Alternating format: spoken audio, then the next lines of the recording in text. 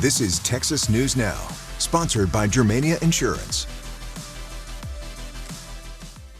I'm Isis Romero, and this is the news in San Antonio. Authorities say a student shot a teacher at Hill Country College Preparatory High School in Bulverde before turning the gun on himself in front of other students. The shooting happened on Monday morning and triggered a lockdown for the campus after the shots were fired. The teacher has not been identified, and we do not know her current condition. She was taken to a hospital in San Antonio. While speaking to reporters, the Comal County Sheriff could not give more information on the teacher and the 15-year-old student, but he did say that in the process of reuniting students and parents, the family of the suspected shooter showed up. During the reunification process, that student's parents and kinfolks were in the reunification line. And so that's partly part of our investigation, and some of the questions were asked of where the firearm came from. Investigators are still trying to figure out where the gun may have come from, as well as a motive. Several San Antonio schools were impacted by a social media threat on Monday. St. George Episcopal canceled classes out of an abundance of caution. In an email to parents, the school said it was made aware of an unconfirmed threat of violence on social media against an unnamed school in the Castle Hills area. St. George said it was working with both San Antonio and Castle Hills police. The school later sent an update saying the threat was not found to be credible and school will reopen on Tuesday. Antonian College Preparatory High School, which is down the street from St. George, also notified families of a terroristic threat made on TikTok against a Castle Hills school. Antonian officials said they added additional security measures on campus, and law enforcement is investigating. There are still more questions than answers after a vicious attack in a Southside parking lot on Sunday night. Police say one man died and two more were critically injured when an argument ended in gunfire on Military Drive. Sue Kalberg has the story. Police say it started like many tragic incidents. Words were exchanged and then bullets started flying. We got three victims here. Police say a 29-year-old man died from his wounds. The medical examiner says they haven't confirmed that victim's name yet. Two other men are said to be in critical condition. They are 17 and 23 years old. Investigators say the shooters sped away and the victims did too. But when they got about 1 mile down the road, they crashed into an auto repair shop. Shot one time in the back, right around the kidney area. Police haven't confirmed anything about the suspects or their vehicle. The suspect vehicle did flee the location. It is unclear how many of the suspects were in that vehicle. They are still at large. If you know where to find them, the number to the SAPD Homicide Division is 210-207-7635. In South San Antonio, Sue Kalberg, KENS 5. If you filled up on gas in the past couple of weeks, chances are you're keeping a close eye on prices at the pump. As Jeremy Baker reports, as the war in the Middle East wages on, the price you're paying now could go even higher. Is this you? Right now, drivers in Texas are paying close to 50% more for a gallon of gas than they were just 1 month ago. And with rising oil prices, the price of gas doesn't look to come down anytime soon. That price of a barrel of oil, some have predicted will go as high as $200 a barrel. If that's the case, we're looking at $7, $8 a gallon. Right now, AAA says the average price for a gallon of regular gasoline across the U.S. sits at $3.99. That's over $1 more than what drivers were paying just 1 month ago.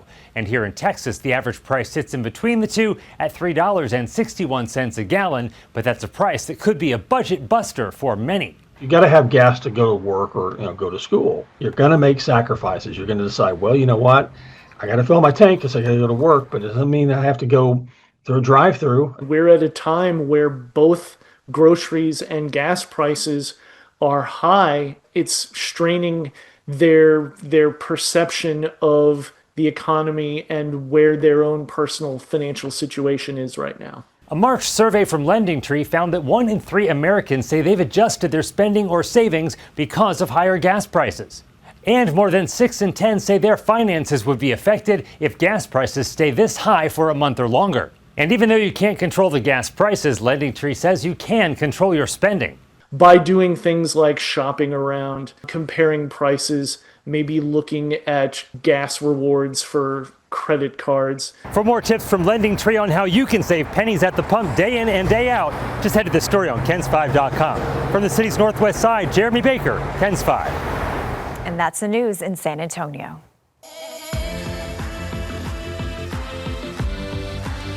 I'm Chris Lawrence with your top stories in North Texas. A man was stabbed to death at a grocery store in Garland, and investigators told Tiffany Liu the suspect and victim did not know each other. It's a shocking event for so many people to see this happen. A popular grocery store in Garland became the scene of a murder, and today investigators are trying to figure out the motive. It's scary in the sense how it's all built up. Garland Police Lieutenant Pedro Berno says the suspect, 32-year-old Juan Pedro Reyes, walked into the store looking for a victim. It was kind of a surprise attack. He did not confront him, didn't say anything to him. He just approached him, stabbed him, and left the location. The victim is 39-year-old Frankie Salema Arredondo Barrios. He was simply shopping, according to police, who says there was no confrontation or relationship between the two. No, the victim and the suspect were not known to each other. It was a random act. This is information police say Reyes told them directly when he turned himself in Saturday, shortly after Garland police posted this surveillance image online. Approximately 30 minutes after the news release went out, the family with the suspect arrived at the police department and they turned themselves in. The lieutenant says the suspect admitted the crime. What we did learn that is the clothing that he was wearing at the time of the stabbing, he had stripped that all off when he got home. And so we were able to find all the clothing as well as the knife that he used. Reyes is now charged with murder and has a $2 million bond. We're glad to get this individual off the street so he can no longer hurt somebody else. Berno is encouraging people, if you see something suspicious, say something right away. It's frightening to know that there's people out there that are willing to go to this extent to hurt somebody. In Garland, I'm Tiffany Liu. Dallas police say Chad Rogers was charged with assault against an elderly or disabled individual after being arrested during the No Kings demonstrations last weekend. According to the affidavit, Rogers was part of a counter-protester group and armed with a gun. Authorities say he punched a 71-year-old man, but we've learned that victim is doing okay. Big changes are underway in downtown Dallas. Crews have started demolishing parts of the Kay Bailey Hutchison Convention Center. They're tearing down the building over Lamar Street, but other halls remain open to serve as the broadcast center for the FIFA World Cup. City leaders say the major demolition should be done by the end of this year and hope to finish the $3 billion renovation by 2029. Nearly 2 years after a massive fire destroyed its historic sanctuary, First Baptist Dallas is one step closer to opening a new building. The sanctuary was 134 years old, and the path to rebuilding it has been anything but smooth. A year after the fire, the insurance company said it wouldn't pay for the full damages, but the CEO of Hobby Lobby stepped in to support the $95 million bill. The groundbreaking will take place Sunday, June 7th, and First Baptist hopes to finish construction in the next couple years. Criminals vandalized a doggy daycare bus 2 times in one weekend. Luke Clary spoke with the owner in the Colony as he tries to get the business back up and running. Nothing gets more smiles or more tail wags than the doggy adventure bus in the Colony. And everybody's always waving at me. And I'm the right guy for the job, right? It takes a goofy professional to do this sort of thing. Trainer Denzel Andrew turned the old school bus into a big part of his business. Okay, everybody sit. With 13 regular riders that he walks and trains. It's just a melting pot, man. Yeah, and I can see your face light up as you're thinking about man, them. Those are my babies, man. But just months after he got the bus up and running, a major setback. Vandals hit almost every window Saturday. I got a knock on my door about an hour ago from the police. I got probably about 30 feet from it, and I saw just the back windows bashed down. They had to pretty much pick me off of the ground, man. This is where the bus was parked, and if you look in the grass and along the curb, you'll still find some pieces of broken glass. Police say that this is under active investigation. They're asking anyone with information to reach out. Andrew estimates the damages at least $15,000. It's a big hit, and as well as I can't work this week.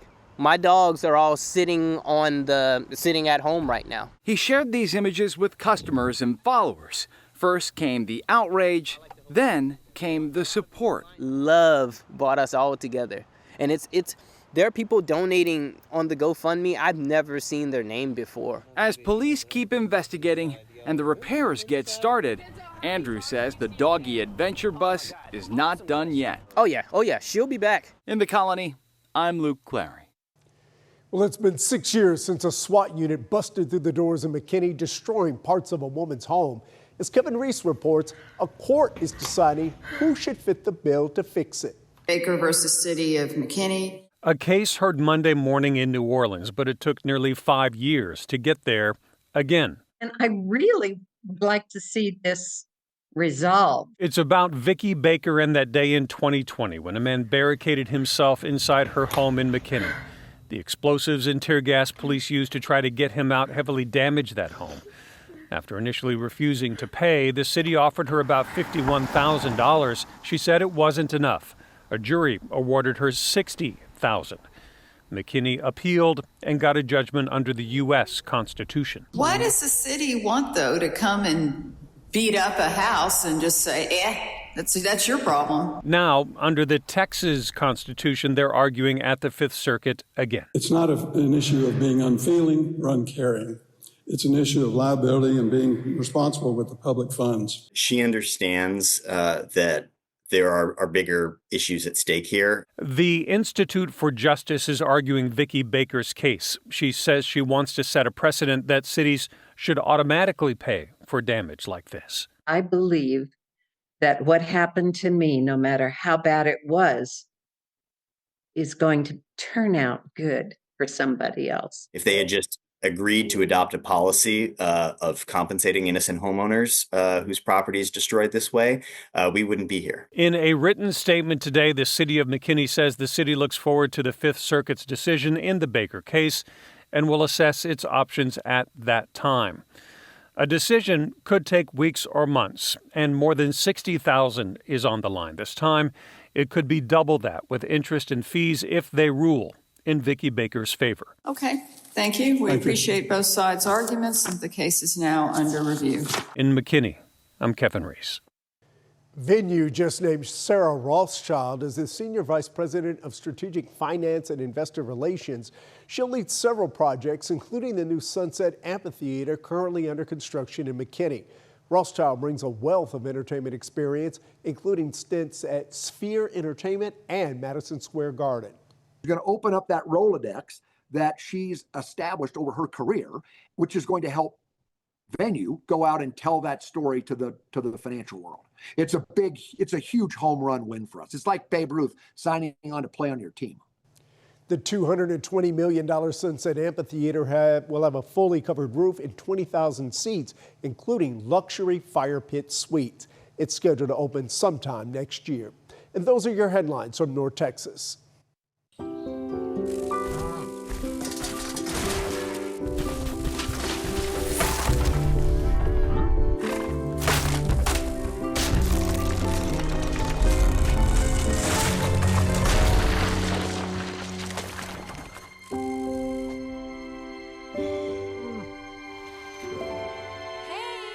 For insurance you can trust, help is just a handshake away. Find your local agent at yourmediainsurance.com.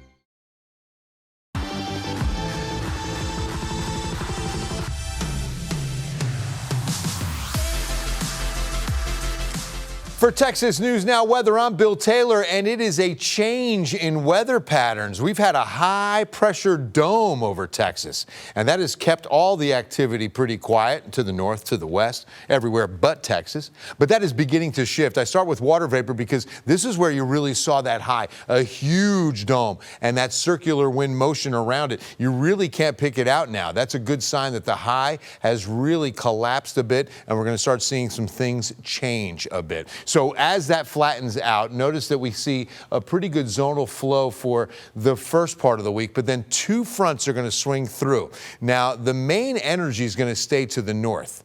And with that is going to come a severe weather outbreak, probably midweek and then maybe even Friday into Saturday of Easter weekend north of Texas, mainly across the Central Plains into the Ohio River Valley. You're going to see some headlines written on some pretty dangerous thunderstorms that will come together there.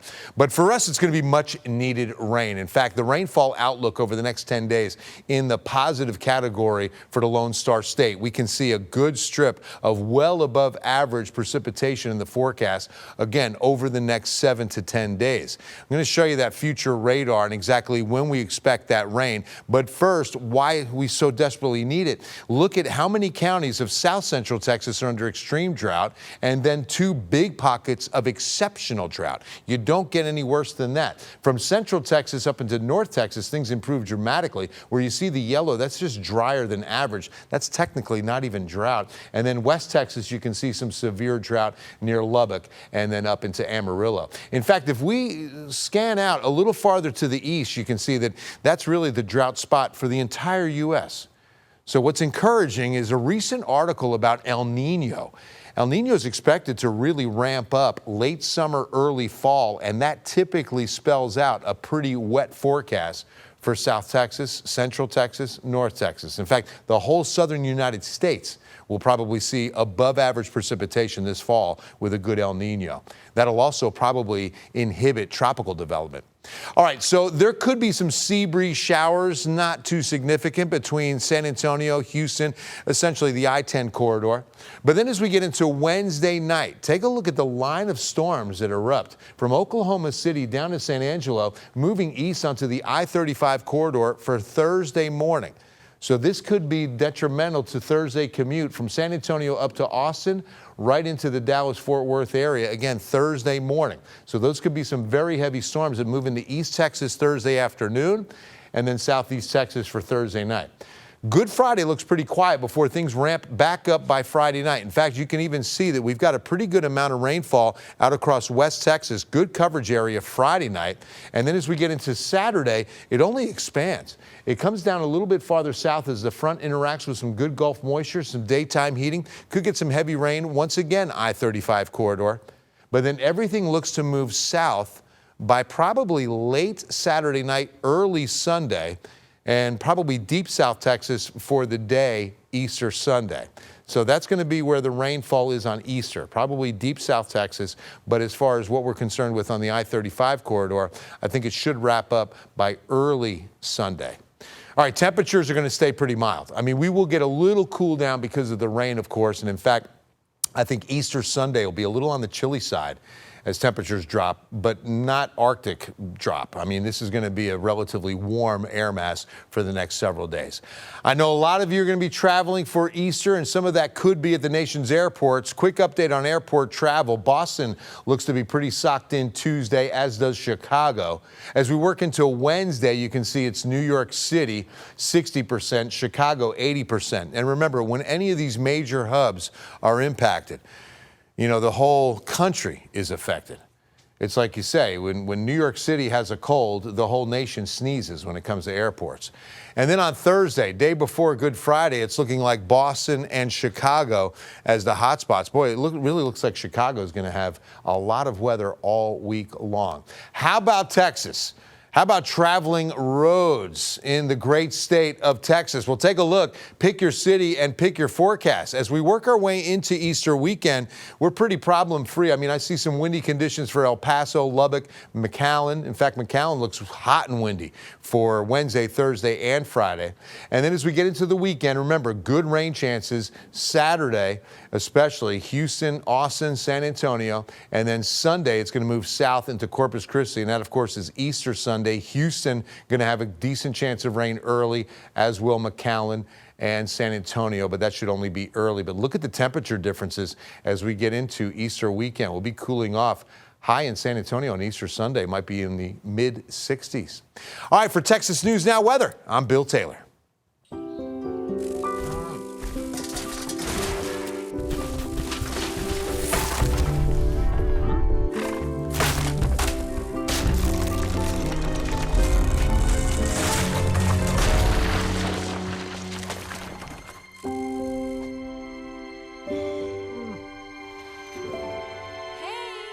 For insurance you can trust, help is just a handshake away. Find your local agent at yourmediainsurance.com.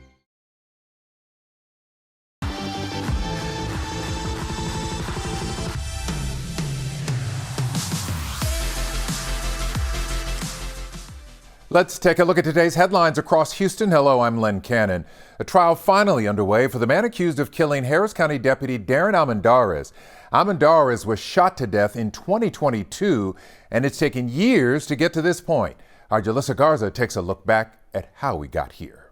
This case has been moving through the court system for years, and now it's finally reaching this next stage. Here's a recap of this case and how we got here.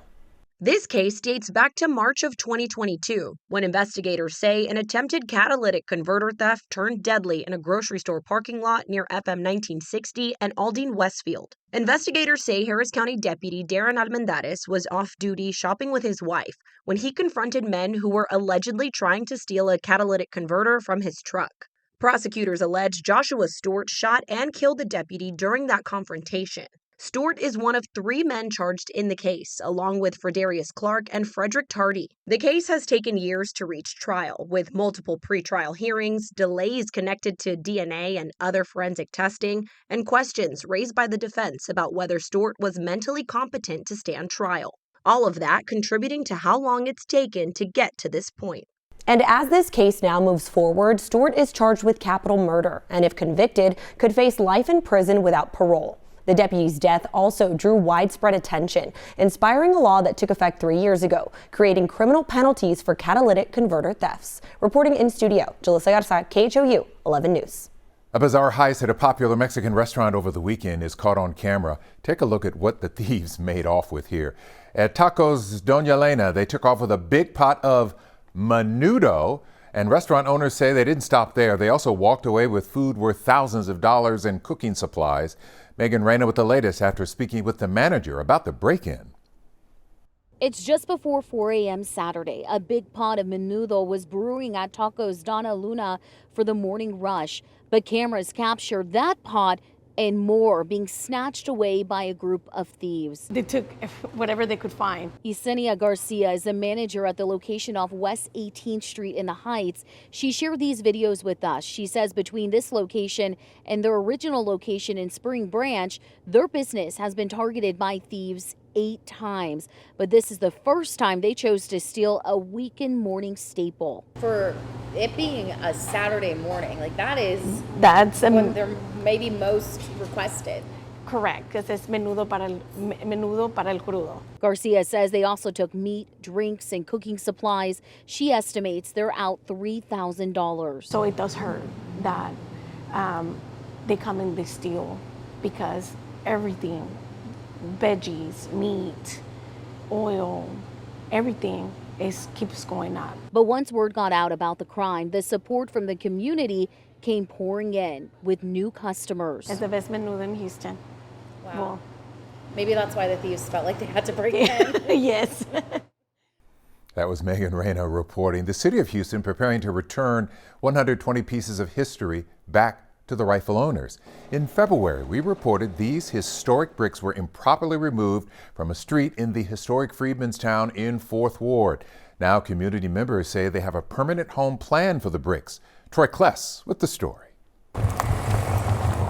The bricks along Wilson Street in Freedmanstown aren't just bumps in the road. These are priceless, antiquities, and we cannot replace them. Sharonda Johnson, who the community calls the mayor of Freedmanstown, says 120 bricks over 100 years old were taken out in February. A contractor was doing waterline work along Wilson Street, but didn't follow procedure. We didn't want the penalty to be on the contractor, because the contractor has no idea. They're coming out, doing a contract and provide a service. They have no idea about the red tape, but the developer did know about the red tape. In the 1870s, the Freedmanstown's first settlers laid the bricks themselves after they became freed slaves. The removed bricks, currently sitting in a public works warehouse, will be returning to Freedmanstown with the help from the Contemporary Arts Museum of Houston. The announcement made in City Council on Wednesday. I just want to spotlight not only the importance of continuing to protect the brick streets in Freedmanstown and make sure that we're holding people accountable to following the process laid out to protect those streets. But for the bricks that we do have, now we have them going to their rightful place. City documents say the bricks will be moved to a location at 1405 Wilson Street, where the city agreed to build a metal storage building. What it will look like is still in the works. Basically, provide something to a community that has been the thing that has been taken from and promised for a long time. Sharonda's also spoken to the developer since the bricks were taken out. And so, like, it's no hard feelings. You know, a mistake was made, and we were able to, correct it. A wrong will soon be made right when the bricks return. In 4th Ward, Troy Kleske, HOU 11 News. New developments about a meteor that exploded over Houston last week. That explosion scattering meteor fragments all across the area. Megan Reyna took to our Instagram page to share new details from experts at NASA.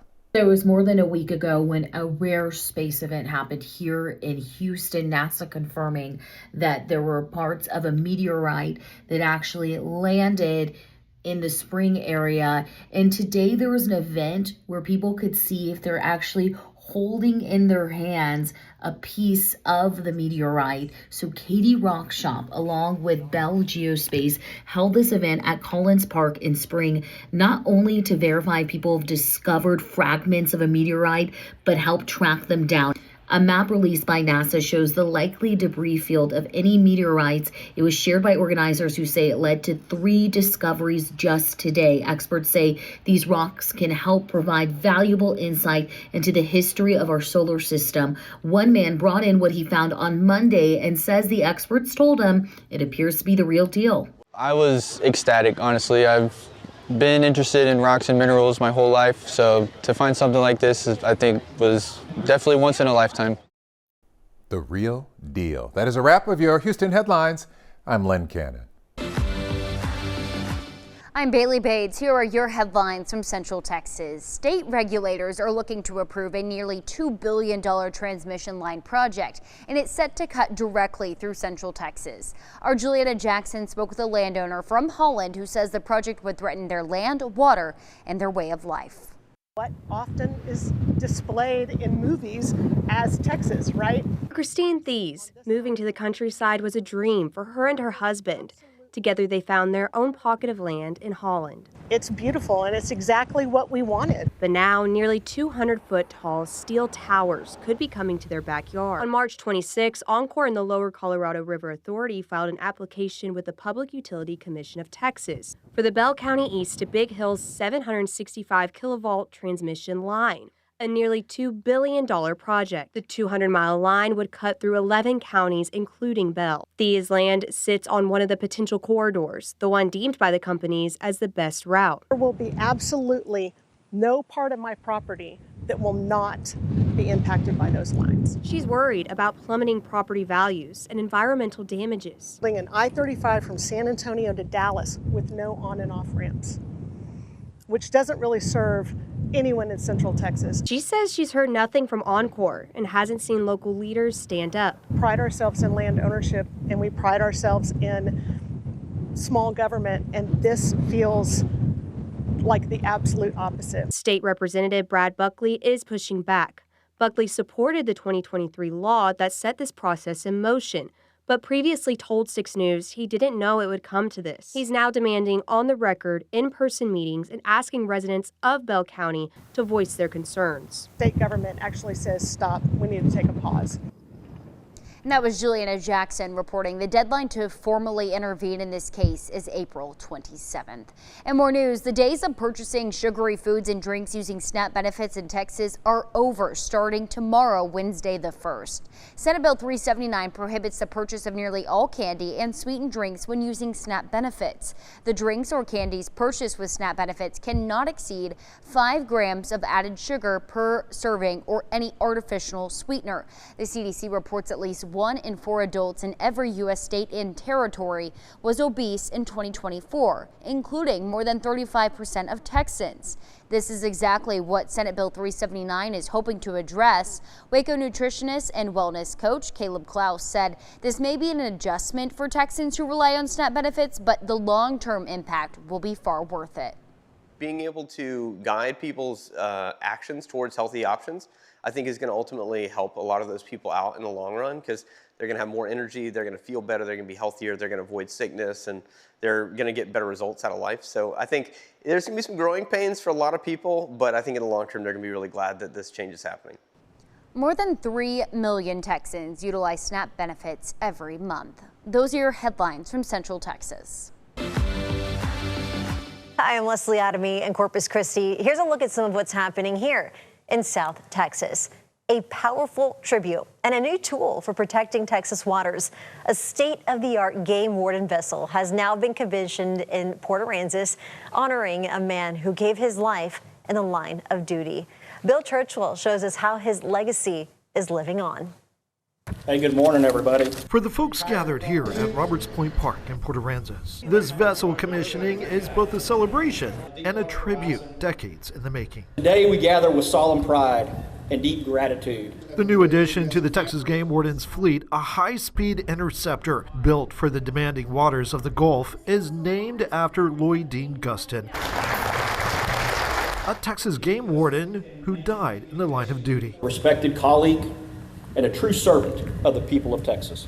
Gustin drowned while patrolling Lake Somerville in Burleson County after his patrol boat flooded and sank due to an exhaust malfunction, trapping him inside. Among those in the first row for this commissioning ceremony, I was 8, he was 6.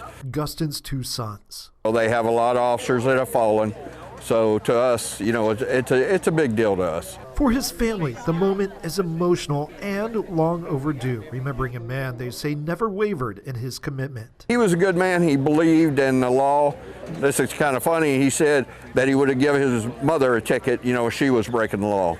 So beyond their tribute, the vessel is built for today, designed with safety in mind, with advanced navigation systems, real-time communication, and improved design to give its crew better awareness and protection on the water. The vessel has all the bells and whistles for offshore patrols, interdiction, as well as search and rescue. Sets emphasis on what sacrifice means from game wardens in the past to the game wardens today. And this vessel, with the name on the back of that vessel that's being patrolled in the state of Texas. Wardens will also use it to protect marine life, targeting illegal fishing gear that threatens sea turtles in Texas waters. The wardens that patrol on this boat are going to be looking for long lines, illegal fishing gear, things like that the mortality in turtles are really high. Funded through Deepwater Horizon restoration efforts, the vessel is already being put to work along the Texas Gulf Coast. Reporting in Port Aransas, Bill Churchwell, 3 News. A beautiful vessel there with a powerful legacy. Bill, thank you for that report. And oysters are back in the spotlight along the Texas coast. State officials have shut down a key harvesting area in Matagorda Bay after a drop in legal-sized oysters. All while restoration efforts ramp up to rebuild what has been lost. Our Lydia Herrera takes a closer look at what this means for the coastal bend.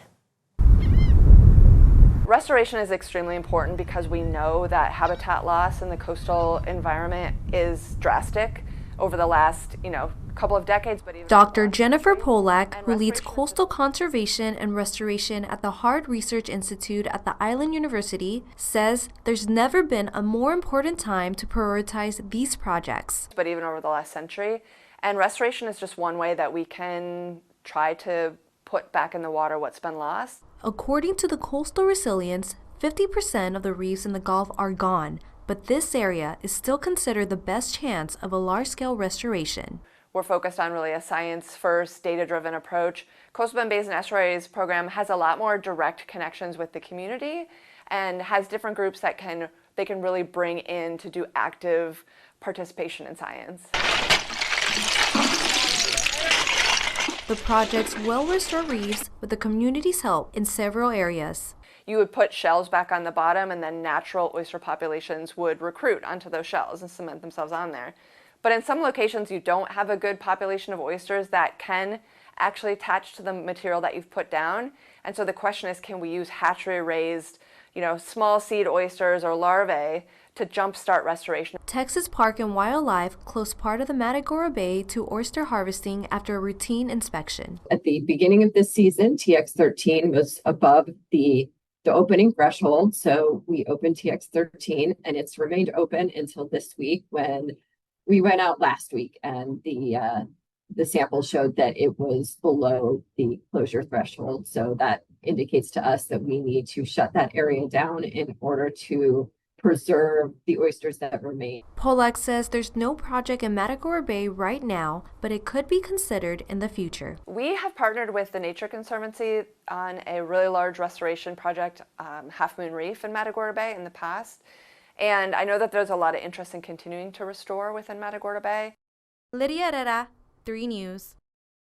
So a story there that we will continue to watch. But for now, that's a quick look at some of what's happening here in South Texas.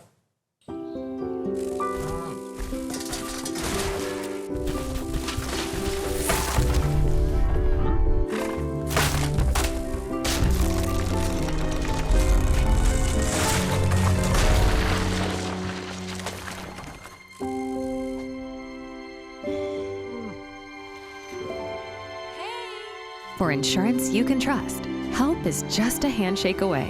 Find your local agent at yourmediainsurance.com.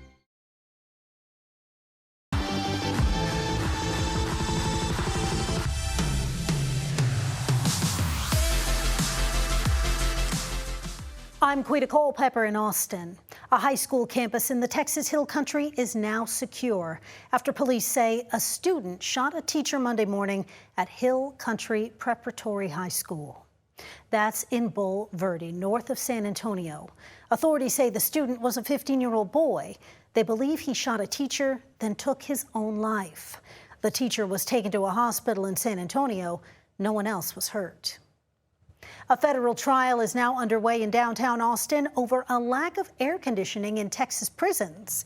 Tens of thousands of inmates live in dorms or cells without air conditioning, which inmates and the advocacy groups representing them say is dangerous. Reporter Daniel Perot explains the case. Texas has more prisoners than any other state, but many of them live in cells and dorms with no air conditioning. Of the state's 103 prison facilities, 37 units are fully air-conditioned and 52 have partial AC. Every human being should have a right to not be boiled alive. According to court documents, heat readings inside prisons in recent years have topped 100 degrees. The issue is only going to get worse as the earth heats up more and more. Each summer is going to be more brutal. The lawsuit was first filed in 2023 by Bernie Teedy, who's serving a life sentence for a 1996 East Texas murder. Here's how he described the broiling conditions inside his Huntsville cell back in 2023. You can't get away from it unless you just put something wet on your face or you have a chill towel or something like that. Teedy is no longer a plaintiff in the lawsuit because he's been moved to a cell with AC. Texas has heat rules for county jails and animal shelters, but not for Texas prisons. We're treating human beings as less than animals. The state has argued the conditions in prisons are not unconstitutional and defended their heat mitigation policy, which includes things like giving inmates more water and cool showers. These heat protocols are inadequate and really don't get at the core issue. Leaders with the Texas Department of Criminal Justice have said they want to add air conditioning to more facilities, but they simply don't have the funds. The state estimates it would cost $1 billion to fully air condition all prisons. The Texas legislature should prioritize this as the human rights issue that it is, and fork over the money needed. Last year, state lawmakers considered a bill requiring AC in all state prisons, but it did not pass. The state budget did set aside $118 million to help TDCJ add AC to more prison units. It's progress, but critics say it's not enough with time running out and summer approaching. We can't wait for another death. We can't wait for another person to pass out from heat exhaustion. And that was Daniel Perot reporting. The trial is expected to last about 2 weeks, and it could be months or longer before the judge issues a ruling. TSA workers are starting to get paid after a directive signed by President Donald Trump. Since the partial government shutdown started more than 40 days ago, DHS officials say more than 500 TSA officers have quit. And many airports have seen sick call-outs in the double-digit percentages. Adam Bennett shows us one nonprofit stepping up to help and why frustrations aren't over for some travelers on Monday. Other airports around the country, including in Texas, have seen lines as long as 4 hours or more. Now, Austin's security situation and long lines have not been as consistent as places like Houston. Still, its TSA workers went more than 40 days without pay. At the tail end of MotoGP weekend, Austin's airport was busy early Monday afternoon as racing fans like Leon Payne of England, the atmosphere incredible. Been an amazing holiday and I can't wait to come back. And Victor and Fabio Vaz of Brazil headed home. We arrived 4 hours early. So did Sherry and Jeff Parson for their flight back to Florida. We were told you got to be at the airport at least 3 hours prior, if not sooner, because of everything that's going on. But they and other JetBlue passengers told us they were frustrated that they weren't told they couldn't check in their bags until 2 hours before the flight. I mean, we appreciate all the TSA people. We appreciate what they're doing. You know, they're in a tight spot. I'm not blaming them at all. They're wonderful. They're doing their job. But this is very frustrating. But to save other people the inconvenience, they should know. Lingering effects from the ongoing shutdown, even as TSA workers started to get paid Monday. There's still a lot of uncertainty from individuals receiving paychecks. Sari Vatsky is president and CEO of the Central Texas Food Bank. From March 2nd through Monday, the nonprofit had given out roughly 10,000 pounds of food to more than 200 TSA workers at airport distribution events. This on the heels of the fall shutdown is just having compounding effects on family budgets. Vatsky says the food bank will serve TSA workers as long as they are needed, while travelers at AUS are hoping for no more extra pit stops and a speedy return to status quo. Adam Bennett, KVUE News. The Austin Airport main terminal will get a bit busier this week since the South Terminal will close on Wednesday. Demolition crews will tear it down to make room for the larger airport expansion project. Starting on Wednesday, April 1st, Allegiant and Frontier Airlines flights will move to the main Barbara Jordan Terminal. Austin city leaders are moving forward with a plan to limit new parking lots near future light rail lines. They're calling on city manager T.C. Broadnax to come up with a plan to set a cap on the amount of parking in areas planned for the new light rail system. Council member Krista Lane says this will help lower costs for residents by providing more room for housing instead of parking lots. But opponents to the idea say it's unrealistic for Austinites to walk more places due to the hot weather and current reliance on cars. This is about making sure that we get the full value out of our transit system. Light rail is an extremely important and also expensive investment, and its success depends so much on what is built around it. The single-minded focus on reducing car use through restrictions rather than making transit truly attractive only lowers quality of life. People cannot be forced out of their homes by making driving less convenient. The plan passed with majority support along with another measure authored by Council member Zoe Quadri, which allows the separation of residential rent from parking fees. Now, this mainly applies for renters who don't have cars and don't want to be forced to pay for a parking space. A church in Georgetown stepped up in a big way to help students and families. They wiped out the debt for the school district's lunch accounts. Reporter Daniel Gomez tells us how that church was called to help. What can I get for you, sir? It's lunchtime at George Wagner Middle School. We serve about 11,000 meals a day across the district. And here's food for thought. Around 175 school days a year.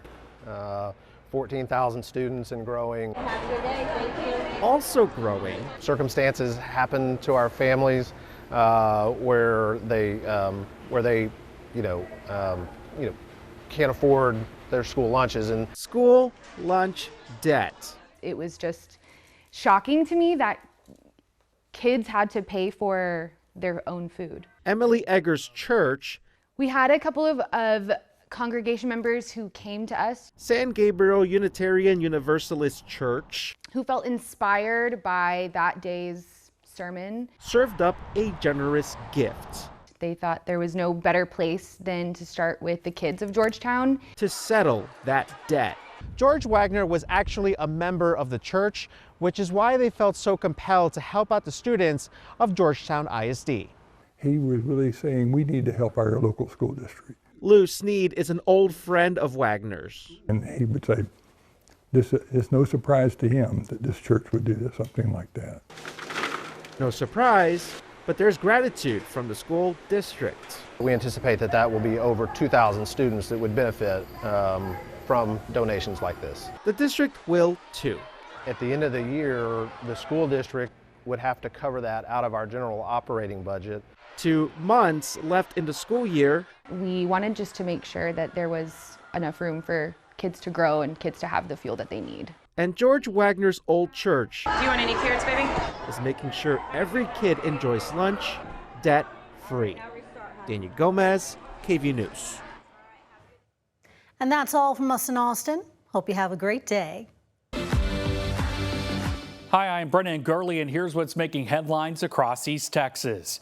The Tyler community is remembering a man who didn't just wear the badge, he embodied it. Retired Sergeant Herbert Hyder Sr. spent more than 30 years serving this city, breaking barriers, mentoring officers, and building trust far beyond the department. He sadly passed away Sunday after a battle with ALS. CBS 19's Jamie Hazard shares how his legacy reaches far beyond law enforcement. For more than 3 decades, Sergeant Herbert Lee Hyder Sr. served Tyler not just as an officer, but as a leader, a mentor, and a constant presence in the community. What just a happy guy he always was, always had a smile on his face, and so such a joy to work with. Hyder joined the Tyler Police Department in 1975, spending years as a motorcycle officer, a role where he became a familiar face across the city. Just laughing all the time and smiling all the time, somebody you wanted to have at those events just because he was a bright, shining star. You know, a good leader is somebody who can be friendly with you, but also guide you, and he did that. In 1995, he made history, becoming the department's first Black supervisor, breaking barriers that would open doors for generations to come. Kind of breaking through the glass ceiling and becoming the first minority supervisor in 1995. That hadn't been done up to that point, allowed other people to chart their course as well. Even after retiring in 2008, Hyder never stopped serving, helping launch police training programs, mentoring future officers, and continuing to show up for his department and his community. Some people come through here and they don't make a whole lot of an impact, right? But he is one that did. For Hyder, service wasn't just a job. It was personal, a lifelong commitment to the community that raised him. He's born and bred in Tyler. And so for him, it was a really important, really special thing to be able to serve the community, protect the community that had always given so much to him and our family. And while his accomplishments are many, those who knew him say his greatest legacy was simply who he was. You will always remember him, and we'll always hold him to high esteem here. Above all, he was a grandpa, and that's something that when we were younger, I remember him saying he couldn't wait to be a grandpa one day. He was going to be the best, and he really was, and he'll be missed by them especially. A life of service, a legacy of leadership, and a smile Tyler will never forget. For CBS 19, I'm Jamie Hazard. A deadly road rage case in Tyler returned to court, not for trial, but for a hearing that could have lowered the suspect's bond. CBS 19's Nayeli Carrillo breaks down why a judge decided to keep it set at $1 million. A high-profile murder case in Smith County remains unchanged after a judge denied a request to lower bond for 23-year-old Dayton Morgan. Affected during the pendency of this case, and as I mentioned, your own safety, because I would not want you to get out and harm yourself either. Morgan is accused of killing 29-year-old Marine Trevor Julian during a road rage shooting at a Tyler intersection in February. Friday's hearing focused only on one question: should his $1 million bond be reduced? That while this bond is high, so is the risk. The defense asked the court to lower it to $100,000. They argued Morgan acted in self-defense, calling witnesses who described the encounter as intense and said Julian appeared aggressive. And what did you observe Mr. Julian doing? He was very aggressive. He was mad, very mad. But prosecutors argued that concerns about public safety outweigh any request for a lower bond. So our argument today was that while he may not be able to afford $1 million bond, if we lower the bond and he were to get out, the public would be at risk, and therefore the bond should stay high. The state also pointed to key evidence, including mental health records and details from the arrest affidavit. The most concerning thing for the state is in his reported homicidal ideations, having problems with uncontrolled anger. He identified his triggers as being unknown and uncontrollable situations and, quote, "I'm quick to blow up on strangers." After hearing from both sides, the judge sided with prosecutors. The case now moves into the next phase, with attorneys reviewing evidence before deciding whether it will go to trial. And ultimately, we'll be set for several hearings. We'll see if it's going to be resolved in a plea agreement or ultimately a jury trial. For now, Morgan remains behind bars. In Tyler, Nayeli Carrillo, CBS 19.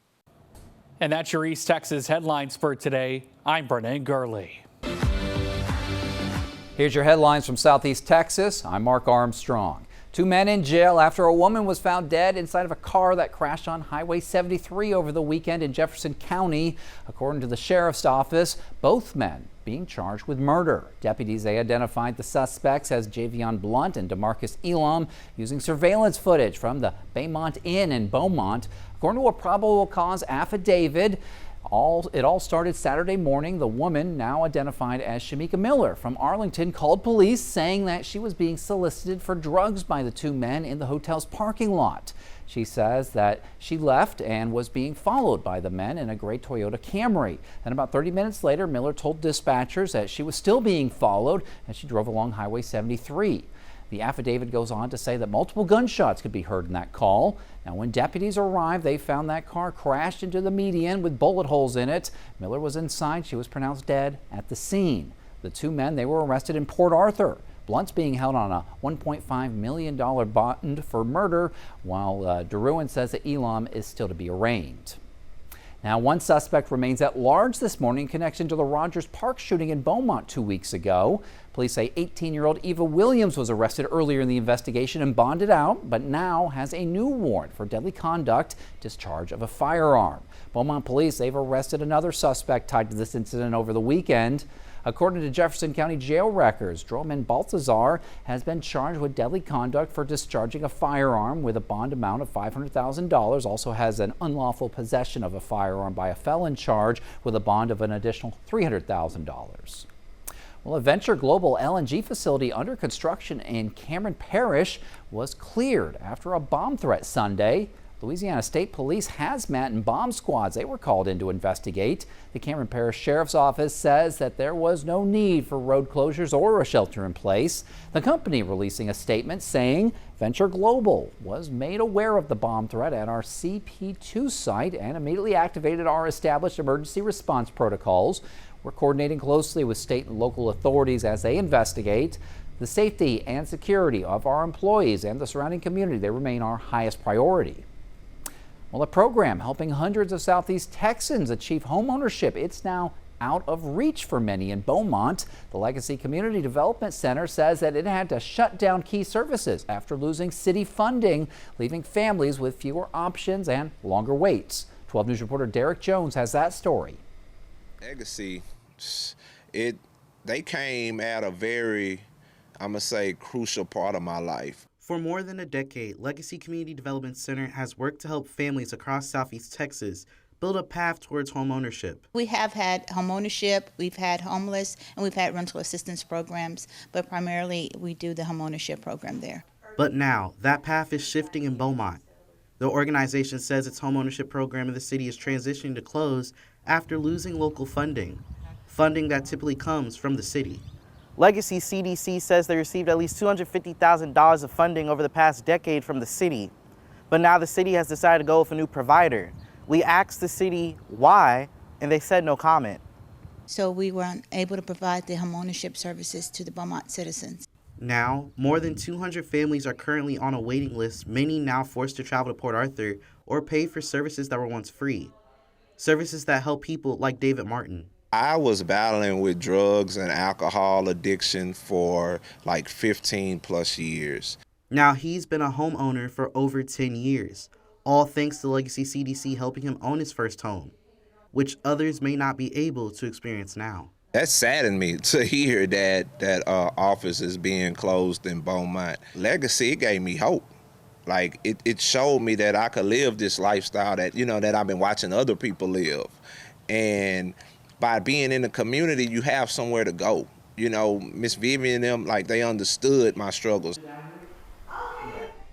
And that was Derek Jones reporting. Legacy says it's continuing services in Port Arthur and online while applying for funding to bring the program back to Beaumont. Well, about 400 people participated in the No Kings protest Saturday at Rogers Park in Beaumont against the Trump administration. Southeast Texas Impact Initiative, they organized this event. Organizers say that protest, it's meant to bring attention to concerns about government leadership while encouraging people in Southeast Texas to get more involved in their communities. Now, that demonstration, which was part of a much larger national movement, Saturday No Kings protest spanned across multiple states with thousands of rallies and millions taking place across the country. Now, Southeast Texas Impact Initiative President Jennifer Clark says it's times like this that it is important for people to exercise their rights.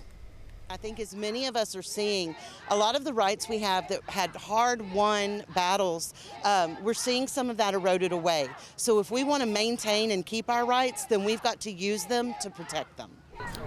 And Clark says they're already planning future events, including a candidate forum and community town hall, as they strive to keep people engaged. And those were the headlines from Southeast Texas. Texas News Now is sponsored by Germania Insurance.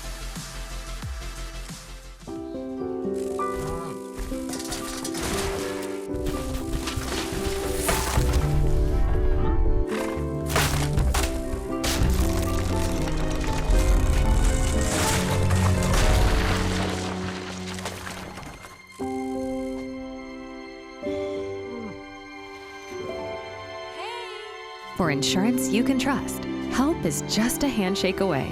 Find your local agent at germaniainsurance.com.